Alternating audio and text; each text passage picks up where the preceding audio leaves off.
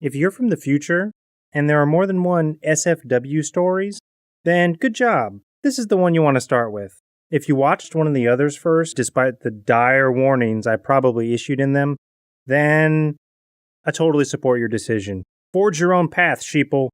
SFW is the abbreviated name of the grocery store that I got my first job at when I was 15. I started as a cart boy during the winter time.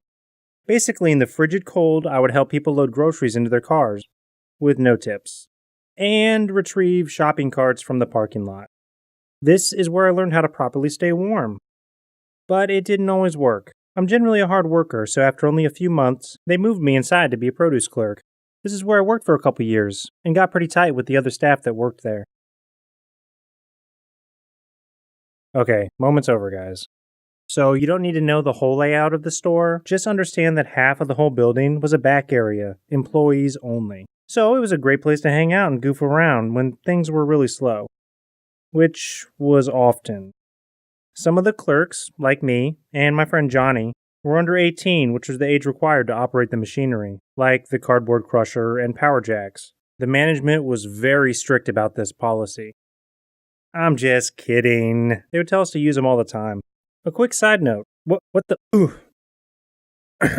quick side note. Some days I would hate being there, and the devil on my shoulder would be like, just run over your foot or break an arm using the machinery. They'll be throwing money at you. I wouldn't have ever done it, but the opportunity did occur to me.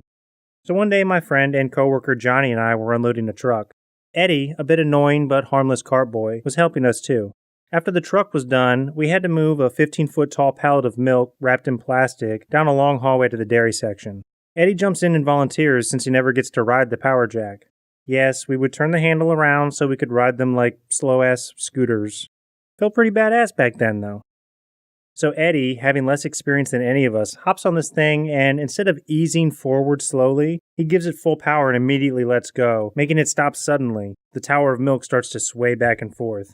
All of us just stood there frozen in that moment in time watching.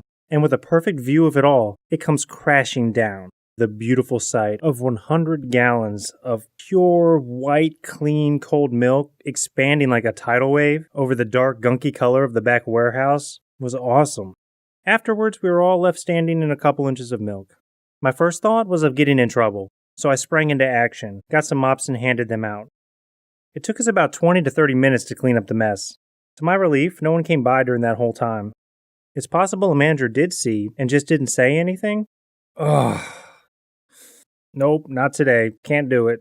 When we were all done cleaning, we just looked at each other and then walked our separate ways without saying a word. And we never spoke about it again. Until now, Eddie. Sweet, thanks for watching. I have a couple more SFW stories, and I will make them next or next-ish. Like and share this video if you want to help support the channel. Thanks.